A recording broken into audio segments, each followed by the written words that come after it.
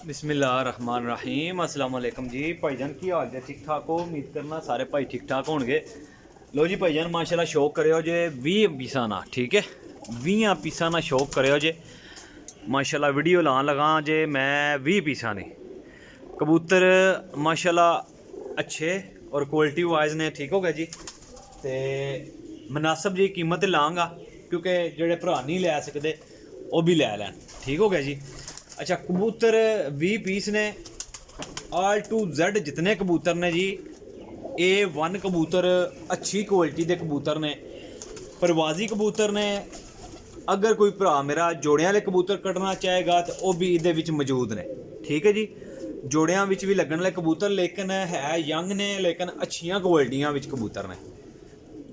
कीमत मुनासिब जी लाँगा जेड़ा भरा जिस भरा समझ चाहन वो भाईजान मेरे नाल राबता कर लियो जे। उस तो पहला कि जनाब तुसीं सारे कबूतर वेखो 0307 1539 639 कॉल एंड व्हाट्सअप इसे नंबर ते काफ़ी दोस्त भरा कहते हैं कि राहिल भाई कार्गो हो जाएंगे जी। इंशाअल्लाह ताला कार्गो हो जाएंगे। नवे दोस्तों की रिक्वेस्ट है कि जनाब जिन्होंने दोस्तों Abrahim pigeon YouTube channel Abrahim pigeon point है, ठीक है Abrahim pigeon point YouTube channel है मेरा, ठीक है जी। लाजम सबसक्राइब कर लेना है, बैल आइकन बटन दबा लेना है।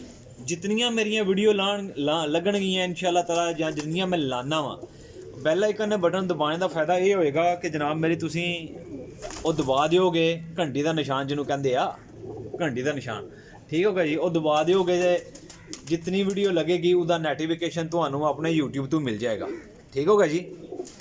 अच्छा जी 550 रुपये पार ने 20 पीस 550 रुपये पार ने, कुछ ज़्यादा नहीं है ना। मज़ीद इस गल की तरजीह देंगा कि जनाब कबूतर बहुत अच्छे ने, बहुत अच्छे कबूतर काम करने वाले ने। टोटल ही ओनली 20 पीस ने, ठीक है जी ओनली 20 पीस ने। कबूतर कला कला पीस सारे फड़ के मैं शौक नहीं सी करा सकता, पर कुंदे दा हड्डी जोड़ दा अगर कोई कबूतर माड़ा निकले तो राहिल भाई जनाब जिम्मेदार होएगा, ठीक है जी।